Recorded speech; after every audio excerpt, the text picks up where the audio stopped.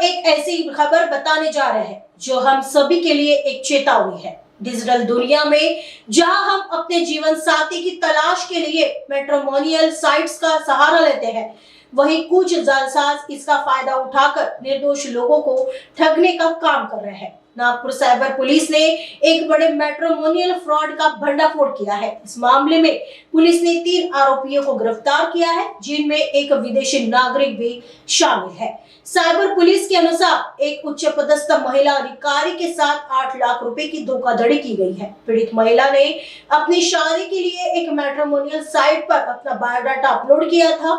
इसके बाद उन्हें 44 नंबर से एक व्यक्ति का कॉल आया, जिसने खुद को डॉक्टर मनीष मधुक बताया।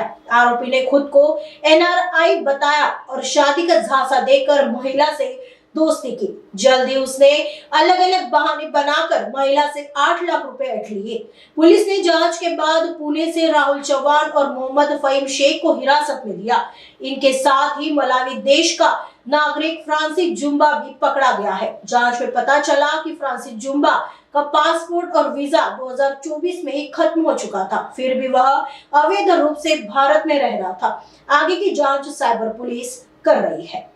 नागपूर सायबर पोलीस ठाण्याकडे गुन्हा नंबर 107/25 हा दाखल असून सदरचा गुन्हा हा मैट्रिमोनियल फ्रॉड चा आहे। यामध्ये जी फसवणूक झालेली व्यक्ती आहे ती उच्च पदावर FSL येथे कामाला असून त्यांनी आपल्या लग्नासाठी मैट्रिमोनियल साईटवर त्यांचा बायोडेटा अपलोड केला होता। तर सदरच्या बायोडेटाच्या अनुषंगाने त्यांना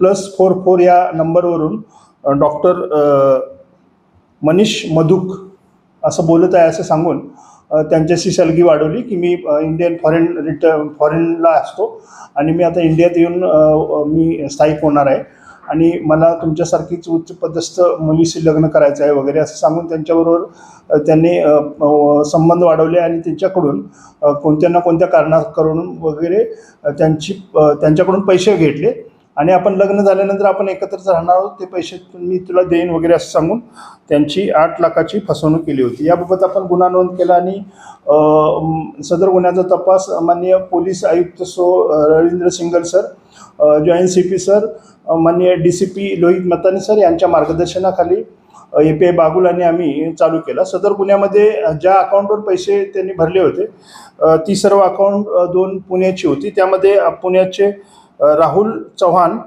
आणि मोहम्मद फहीम शेख या दोघांना आपण ताब्यात घेतलं आणि तसंच त्यांच्यासोबत एक फॉरेनर मालविया देशाचा फ्रान्सिस जुम्बा हा मिळून आला। तो पुण्यामध्ये त्याची 2024ला पासपोर्टची तसेच विजाची सुद्धा मुदत संपल्या असताना सुद्धा तो पुण्यामध्ये बेकायदेशीर वास्तव्य करत होता आणि तो बऱ्याचशा अनलिगली कामामध्ये तो सक्रिय सहभाग होता त्याचा।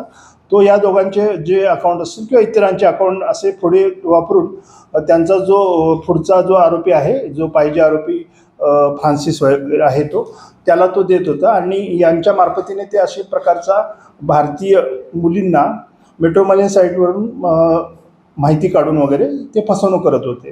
त्याबाबत आपण तिघांना अरेस्ट करून माननीय पुणे येथे माननीय न्यायालयाचं ट्रान्झिट वॉरंट घेऊन आपण कोर्टात हजर केले आहे। सदर गुन्ह्यामध्ये त्यांना PCR मध्ये असून त्यांच्याकडून अधिक माहिती मिळण्याची शक्यता आहे।